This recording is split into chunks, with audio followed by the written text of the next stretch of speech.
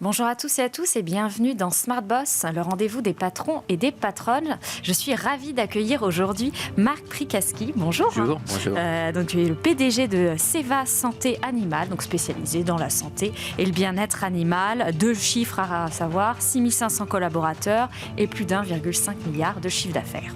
Alors, au sommaire de cette édition, on va d'abord avoir un face-à-face. Donc, David rencontre Goliath, où là, tu vas faire face à une start-up et vous pourrez partager un petit peu vos points communs. Ensuite, on aura... Je suis Goliath.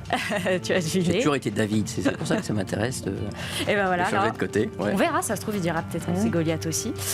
Ensuite, on aura la séquence en coulisses, où là, vraiment, on parlera plutôt de ton parcours de dirigeant et de ton quotidien. Et après, on terminera par la séquence l'interview chrono, où là sera une série de petites questions-réponses assez rapides. Voilà. Avec plaisir. Merci beaucoup d'avoir accepté l'invitation et on passe tout de suite à la séquence David rencontre Goliath.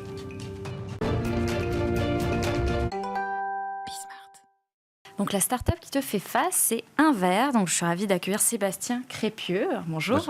Bonjour Charlie. Alors Inver, spécialisé donc dans la production de protéines donc durables à base d'insectes. Alors mais il y en a un petit peu sur le marché. Est-ce que déjà tu peux nous dire ce que c'est exactement, à partir d'ailleurs de quel insecte, parce que je sais qu'il y en a différents. Tout à fait. Alors effectivement, Inverse, nous on développe une nouvelle filière de production d'insectes directement chez les agriculteurs. Donc c'est une des grandes nouveautés, c'est une nouvelle filière animale de production, tout comme on a le bovin, le poulet et autres.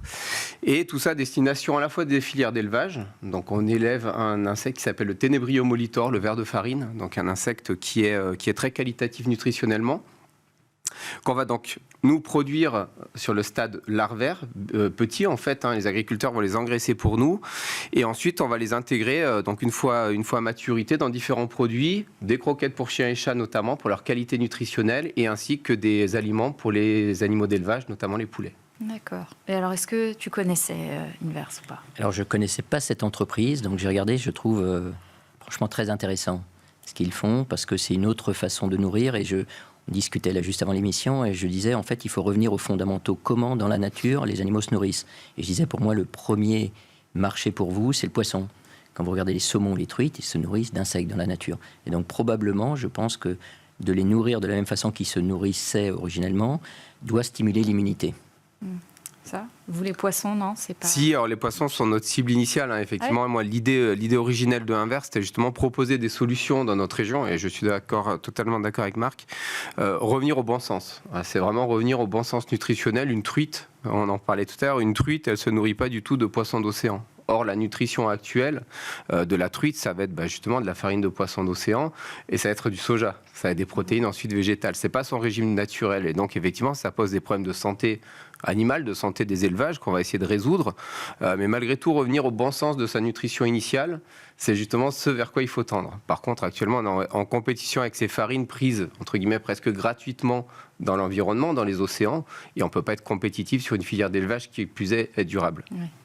Et est-ce que là, Seva, vous travaillez ou pas avec des jeunes boîtes, des startups ou pas sur ces sujets pour innover ? Énormément. Moi, vous savez, je suis à l'âge où j'essaie de transmettre.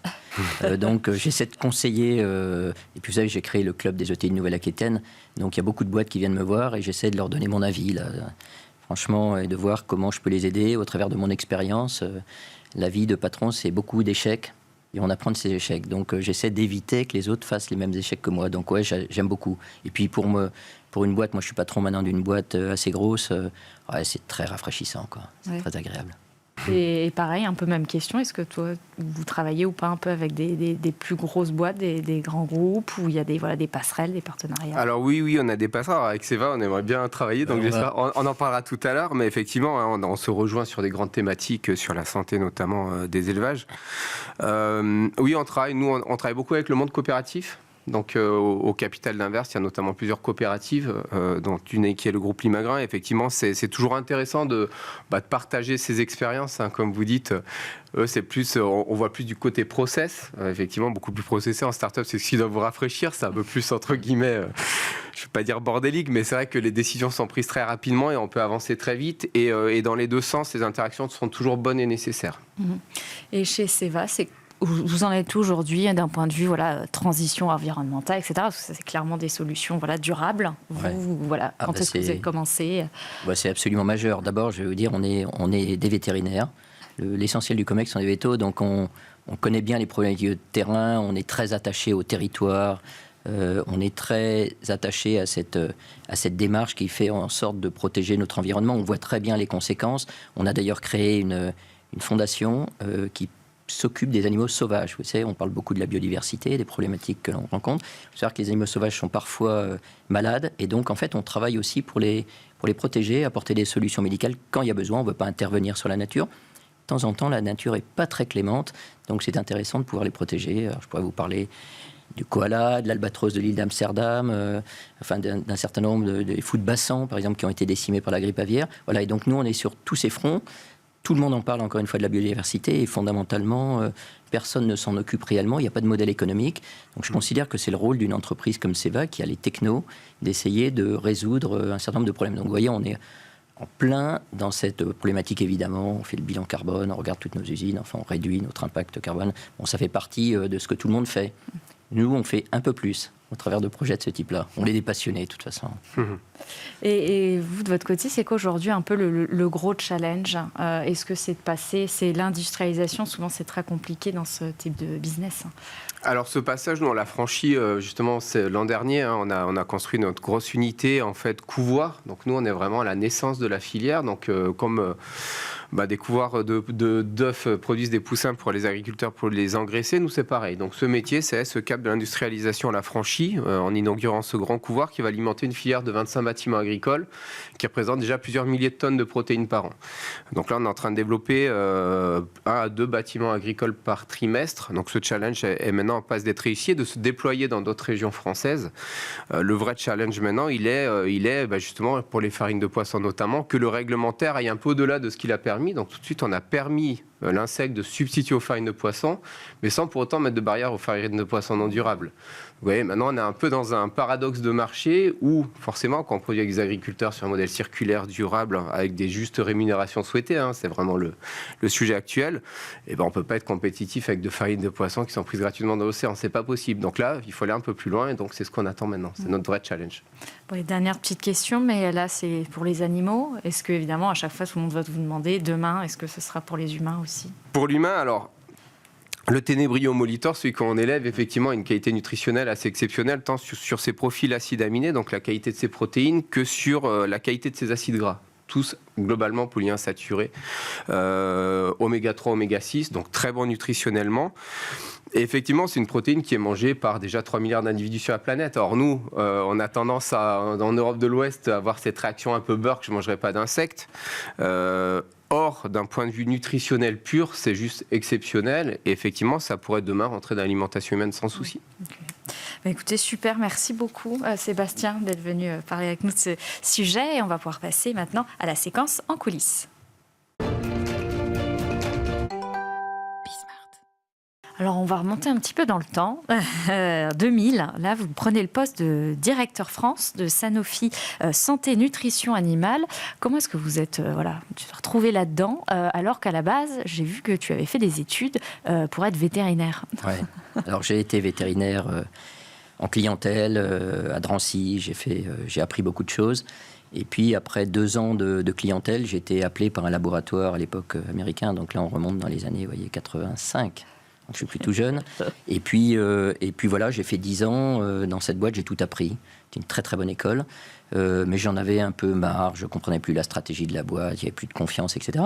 Donc je décidais de bouger vers une entreprise qui était la filiale de Sanofi, Sanofi Santé Nutrition Animale, qui était en grande difficulté.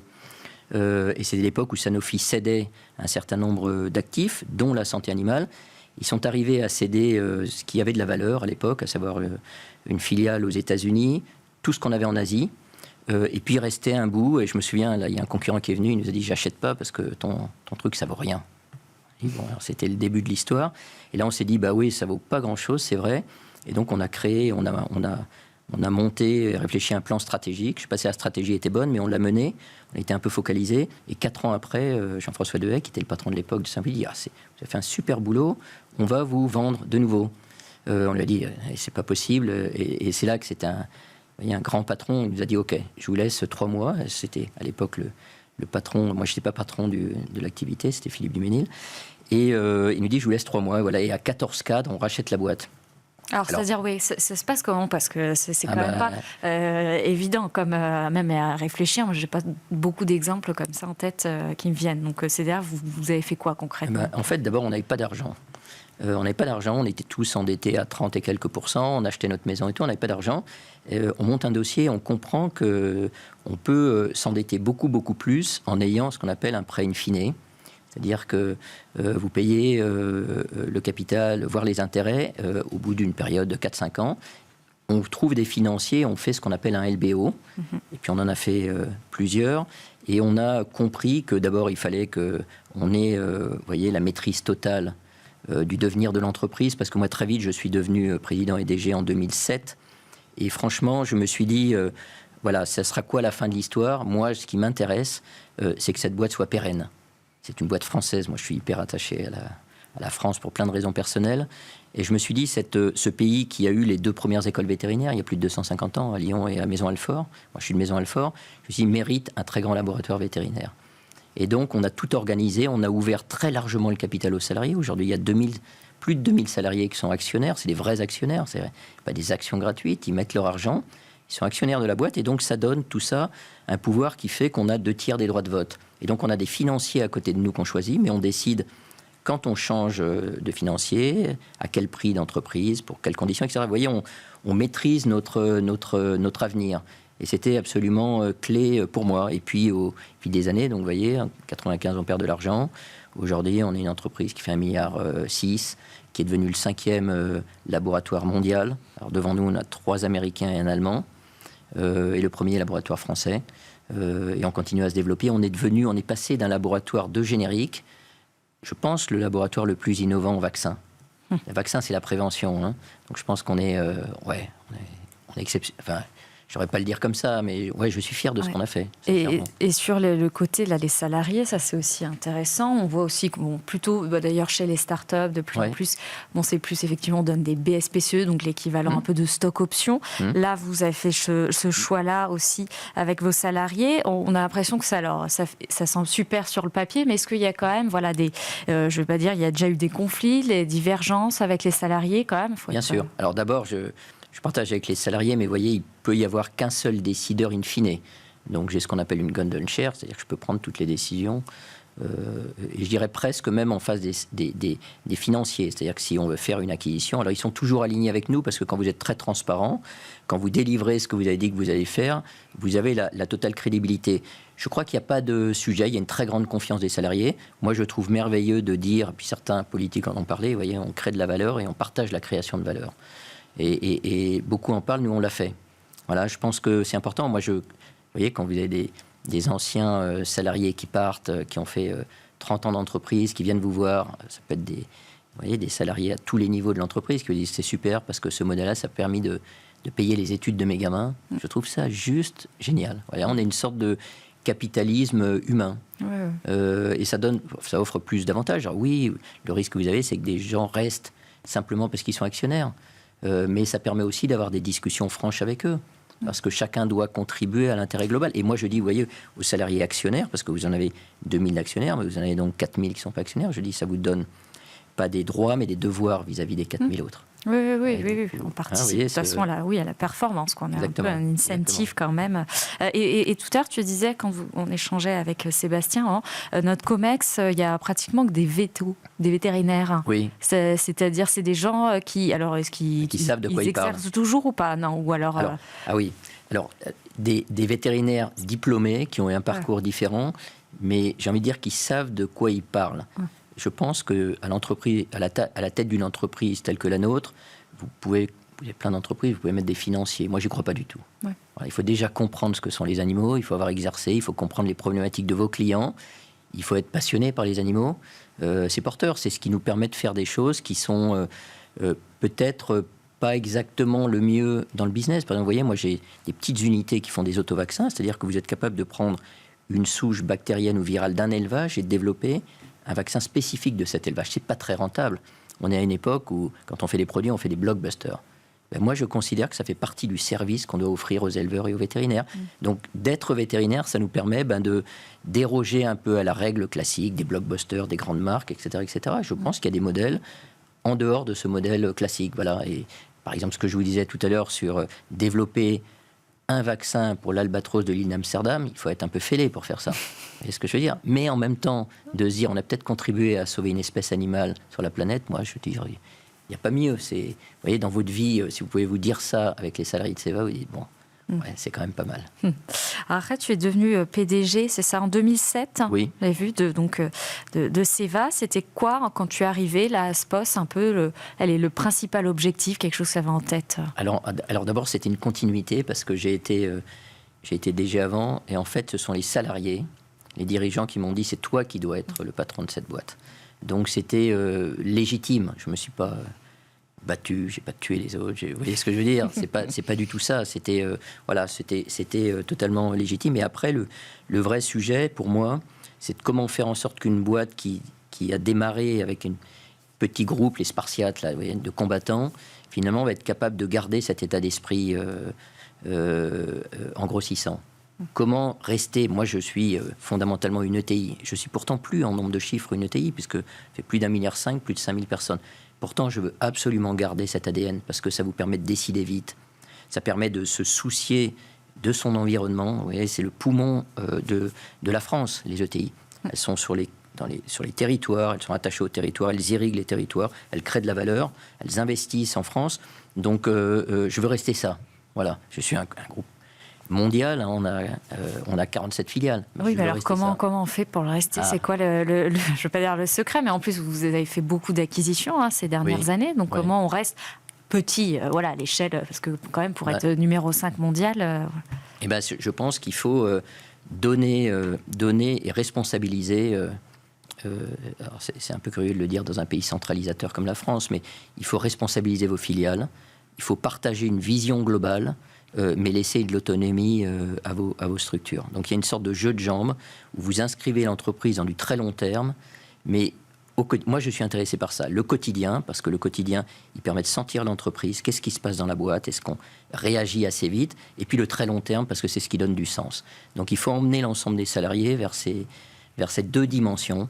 Et quand vous arrivez à le faire, vous voyez, les gens disent, on n'est pas très bien organisé chez Ceva, mais quand vous avez des personnes qui viennent, ils vous disent, vous dites tous la même chose. Vous êtes tous passionnés et tout, donc c'est qu'on ne se trompe pas totalement. Voilà. Mais on ne l'a pas écrit, on n'a pas fait les grandes plaquettes en disant voilà ce qu'on veut. Non, c'est pas ça. C'est une forme de transmission. Moi je dis toujours, on a les pieds dans les bottes. Mais en même temps, on maîtrise les technologies les plus poussées au niveau mondial. Voilà. Et sur toutes les acquisitions qui ont été faites, est-ce qu'il y en a une ou plusieurs qui ont été plus difficiles, peut-être dans certains pays? Oui, c'est... Par exemple, la dernière que l'on a faite en Argentine, elle est difficile parce que la monnaie a totalement dévalué, parce que vous ne pouvez plus rapatrier de devises. Alors maintenant, c'est possible avec l'élection. Enfin oui, c'est douloureux financièrement, mais si cette acquisition a du sens, sur le long terme, ce n'est pas très grave.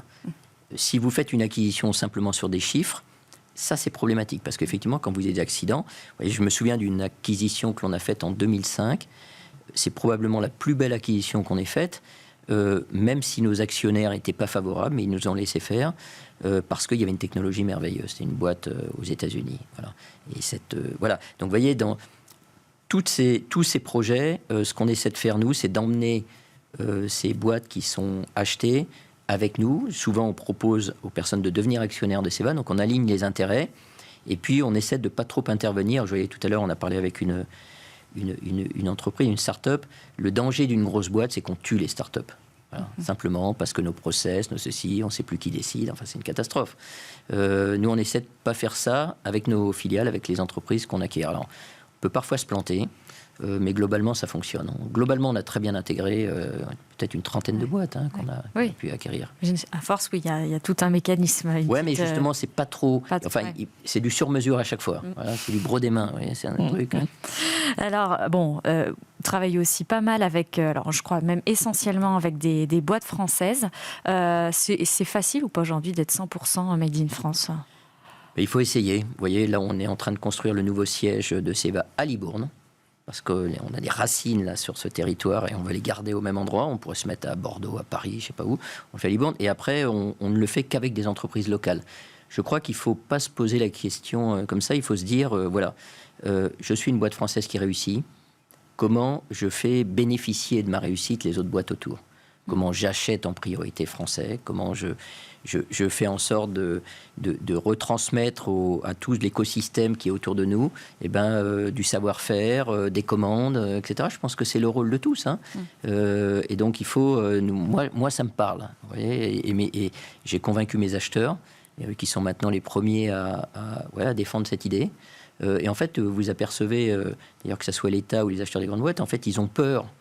Ils préfèrent acheter à l'étranger parce qu'ils ont peur d'être accusés d'avoir, de favoriser les boîtes locales. C'est incroyable. Oui.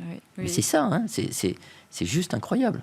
Et vous avez la même chose avec l'État, les appels d'offres. On ne veut pas favoriser. Il faudrait favoriser les boîtes françaises. Oui, discrimination positive. Bien sûr. D'accord. Alors, j'avais un petit sujet qui fâchait un peu. Enfin, vous allez me dire, mais en 2023, donc il y a votre vaccin contre la grippe aviaire qui n'a pas été retenu par la France. C'était pour fournir 80 millions de doses. Je crois que vous avez introduit une action là en référé. Tu l'as pris comment, comme un échec ou Oui, alors déjà, je peux pas trop vous parler parce que on est en appel d'offres là. Oui, c'est un échec pour moi personnel et pour mes équipes. J'ai envie de dire, in fine, on n'a pas été bon, on n'a jamais fait d'appel d'offres, on ne sait pas comment ça fonctionne. On est arrivé avec une solution tellement innovante qu'on ne cadrait pas dans la façon dont l'appel d'offres était. Vous voyez, c'est comme vous achetez des voitures, thermiques, à l'époque des voitures thermiques, et vous arrivez avec une voiture électrique. C'est sûr que vous perdez. Voilà. Donc c'est un peu ça. Donc oui, c'est un échec perso pour moi. En même temps, je me disais, bon, tu as beaucoup souffert, mais tu n'as peut-être pas eu beaucoup d'échecs, donc ça te fait du bien. Et puis voilà, et puis j'ai des salariés qui ont travaillé au mois d'août, ça a été douloureux. En même temps, vous voyez, c'est comme ça, hein, c'est la vie. On ne peut pas toujours réussir. Donc, non, sinon on n'aurait pas grand-chose à raconter non plus quand même. Ici. Exactement. Sujet plus joyeux, mais je sais que vous aimez, en tout cas tu aimes beaucoup le rugby. J'ai vu que Ceva donc, est le premier sponsor, alors l'UBB, qui est un club local en tête du top 14. Ce que j'ai lu. Et j'ai vu que, j'ai vu que les collaborateurs sont régulièrement invités là-bas. Et le centre d'entraînement ici porte aussi le nom de la marque. C'est quoi un peu le but derrière? C'est vraiment de soutenir la région ou vraiment c'est plutôt un acte de sponsoring pur et dur, les deux? Ah non, mais d'abord moi j'y crois à l'UBB. Alors on n'est pas premier, on est troisième, mais j'espère qu'on finira la saison comme premier. Non, vous voyez, le rugby, moi j'ai choisi le rugby avec les salariés parce que c'est l'école du courage. C'est le respect, vous respectez l'arbitre. C'est une équipe, vous ne savez pas pourquoi, mais à un moment ça fonctionne très bien. Vous avez des gros, des petits, enfin il y a des postes différents, c'est compliqué, mais c'est le groupe qui fait toujours réussir. Vous pouvez avoir le meilleur joueur individuellement si vous n'avez pas le groupe. Et donc, je trouve que c'est un sport absolument exceptionnel. On aurait pu en prendre d'autres, mais exceptionnel pour relayer ce qui est l'histoire de Ceva. Parce que, vous voyez, c'est Dehaigue qui a dit Ceva, donc la santé animale, c'est l'école du courage. C'est ça. Voilà. On était mourants. On s'est dit comment on fait. On s'est alliés. On a ouvert le capital aux salariés pour être plus forts, etc. Voilà. Donc, c'est ça notre histoire. Et donc le rugby, pour moi, il me parle. Et du coup, à chaque fois qu'on a une implantation quelque part, s'il y a un club de rugby, je le soutiens. C'est pas que l'UBB, c'est pas que le gros club très visible, c'est le RCL à Libourne, par exemple. C'est à Montpont, on vient d'ouvrir une unité. Là aussi, il y a un club. Donc on essaie on essaie aussi. Vous savez, quand je regarde un CV, moi, c'est simple. Quand je vois rugby, je me dis, bon, courageux, il est respectueux, bon... Voilà, c'est déjà pas mal. À noter, à mettre dans son CV, à ne jamais oublier la case sport. On a une équipe hein, avec beaucoup de filles qui marche super bien, qui s'entraînent régulièrement tous les jeudis soirs. Ouais. Et alors, aussi, je présidais le club donc, des entreprises de taille intermédiaire de Nouvelle-Aquitaine. Est-ce qu'aujourd'hui, tu trouves qu'on fait assez ou pas pour les ETI? C'est vrai qu'on parle toujours beaucoup des PME et TPE, qui sont aussi quand même le tissu français, mais les ETI. Alors... Moi, je pense d'abord qu'elles sont... c'est le poumon de la France. Vous savez qu'on n'en a pas assez d'ETI. On en a deux fois moins, même un peu plus qu'en Allemagne. elles sont clés parce qu'elles ont une taille qui fait qu'elles peuvent commencer à exporter, elles investissent massivement, etc. Donc elles sont ancrées très très fortement à leur territoire. Donc il faut plutôt se poser la question différemment. Comment on fait pour développer plus d'ETI ? Voilà, quand vous êtes une PME, vous êtes d'une certaine façon fragile, start-up. Donc comment faire passer ces entreprises vers des ETI qui ont les reins plus solides, qui sont souvent mieux financés, qui commencent à exporter. Voilà. Donc le vrai sujet, c'est celui-là. Donc si on doit faire des choix, évidemment, il faut protéger tout le monde, mais il faut d'abord investir sur les ETI. Voilà. Alors je ne dis pas pour nous, parce qu'on n'est plus une ETI. Mais je le crois sincèrement, et la Russie et l'Allemagne, ce sont les ETI. Ce ne sont pas les grands groupes. Nous, en France, on a des très grands groupes, mais on n'a pas beaucoup d'ETI. Alors, tu as intégré aussi le classement des 500 plus grosses fortunes de France, qui est publié par Challenge. Est-ce que ça te gêne ou pas, ce genre de classement, et d'y être associé ou pas ? Non, pas du tout, pas du tout. Vous avez peut-être passé par Challenge, vous connaissez. Non, en fait, vous voyez, moi, je porte l'actionnariat des salariés, donc moi, je représente les salariés, donc c'est pas ma fortune, c'est la fortune de l'ensemble des salariés. Ouais, ça change un peu les choses quand même. D'accord. Bon, écoute, merci déjà d'avoir répondu à toutes ces questions. Et maintenant, on va pouvoir passer à la séquence, donc interview chrono. Alors, est-ce que tu as un ou plusieurs animaux de compagnie ? Ah oui, moi j'ai été chien, mais je suis fou de chat. Donc tu en as plusieurs ? Ouais, alors j'en ai un maintenant, j'en ai eu plusieurs. C'est le dernier de toute la lignée. Il s'appelle Philo. Quelle est l'appli que tu utilises le plus ? Waze et Rugbyarama. Est-ce que, si tu as un chiffre en tête sur Seva, ça serait lequel qui représenterait bien la boîte ? Pour moi, c'est les 6500 salariés. Ton club de rugby préféré, mais pas l'UBB, on n'a pas le droit. Le RCL, c'est le club de Libourne. D'accord. Plutôt LinkedIn, Instagram ou TikTok ? Que LinkedIn.